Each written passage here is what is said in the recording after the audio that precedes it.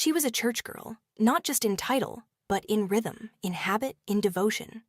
Sundays were non-negotiable. Midweek Bible study? She was there. Her name was Amara, a 28-year-old woman living in Hackney, East London. From the outside, her life looked full. But deep down, there was a quiet ache she couldn't ignore. Loneliness. The kind that creeps in after service when everyone goes home. The kind that whispers, "Where is your person?" So one evening, after scrolling past yet another engagement post, she did something she never thought she would do. She downloaded Hinge. At first, it felt harmless. Just browsing, just conversation. Until she matched with Daniel. He was charming, same music taste, same humor, same area. It felt easy. Their first date was in Shoreditch. And from the moment they sat down, it was like they'd known each other for years. Conversation flowed. Laughter came naturally. There were no awkward silences.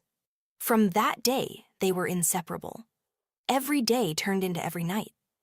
Every text turned into hours on the phone. Every moment felt like confirmation. 2 weeks later, Daniel asked her to be his girlfriend. And she said yes. 6 months in, everything looked perfect. But something didn't feel right. It didn't happen suddenly. It crept in quietly. A delayed reply here.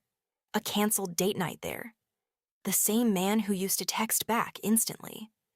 Now it took hours. The same man who couldn't get enough of her. Now seemed too busy. Conversations became short, blunt, forced. And Amara felt it. That deep, unsettling feeling in her spirit. But she ignored it. Because she wasn't that girl. She didn't check phones. She didn't overthink. She just stayed. Until one night, she sat in her room and realized something that shook her. Since dating Daniel, she had stopped going to church. Her prayer life, gone quiet. Her hunger for God, distant. And deep down, she knew. This relationship was pulling her away from the very thing that once gave her life. That night, she didn't scroll on TikTok. She didn't call a friend. At 3 a.m., she prayed. Not a soft, comfortable prayer. Not a God bless this relationship prayer. No, this was a dangerous prayer. God, if this man is not for me, please take him away. But I need a sign, a clear one. Let me see a blue and pink car, and I'll know it's you. She meant it, and heaven heard her. 2 days later, on her way to work, she stood at the bus stop. Tired, quiet, thinking about everything. And then, there it was. A car pulled up. Blue body, pink writing. Her heart dropped. She stared. On the side of the car, in bold pink letters, it read, Hyatt Resorts Barbados. At that moment, her stomach turned. Because she knew. That wasn't a coincidence. That was confirmation. That same day, she ended it with Daniel. No long speech, no dragging it out, just the truth. She sent the message, and his response? Cool, full stop, just like that. No fight, no emotion, no effort. And in that moment, everything became clear. She wasn't losing anything. God was removing what she was holding on to. It hurt, of course it did. But she went back. Back to church, back to prayer, back to God. And slowly, she started to feel like herself again. A month later, something came back to her mind. That car. Hyatt Resorts Barbados. And deep in her spirit, she felt it. Go, not for escape, not for distraction, but for healing, for reconnection, for obedience. So she booked the trip, alone. She landed in Barbados 1 week later. The air felt different. The pace felt slower. Her spirit felt lighter. She met new people, smiled more, breathed deeper, and then she met Naomi. Naomi was a manager at the resort. She was a kind, warm woman, a believer. They connected instantly. Naomi invited her to church that Sunday. That Sunday changed everything. The worship was alive. The message pierced her heart.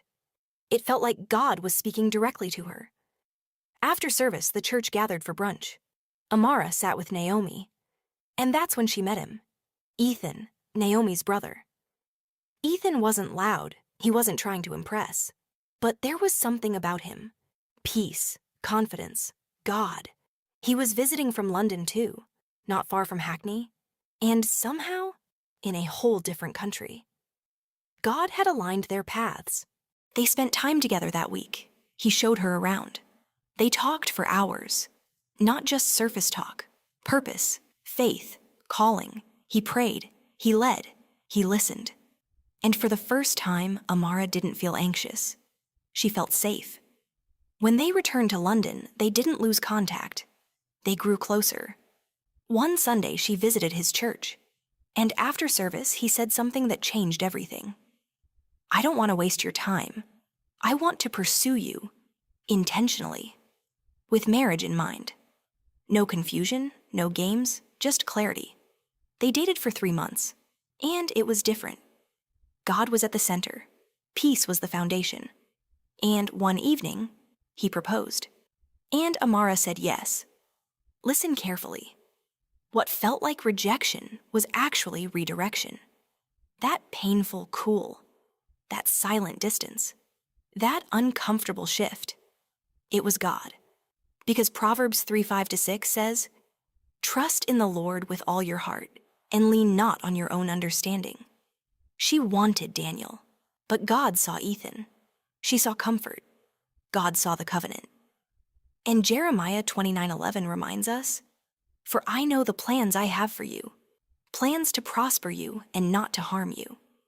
God's plan didn't look like what she expected, but it was better. And when the timing felt confusing, God still came through. Remember Isaiah 60:22 says, "When the time is right, I, the Lord, will make it happen." So hear this. Stop holding on to what God is trying to remove. Stop ignoring what your spirit already knows. And stop being afraid to pray dangerous prayers. Because when you give God permission to move, He will. And it might hurt. But it will heal you. And it will lead you exactly where you're meant to be. Like, comment, and subscribe for month relatable stories.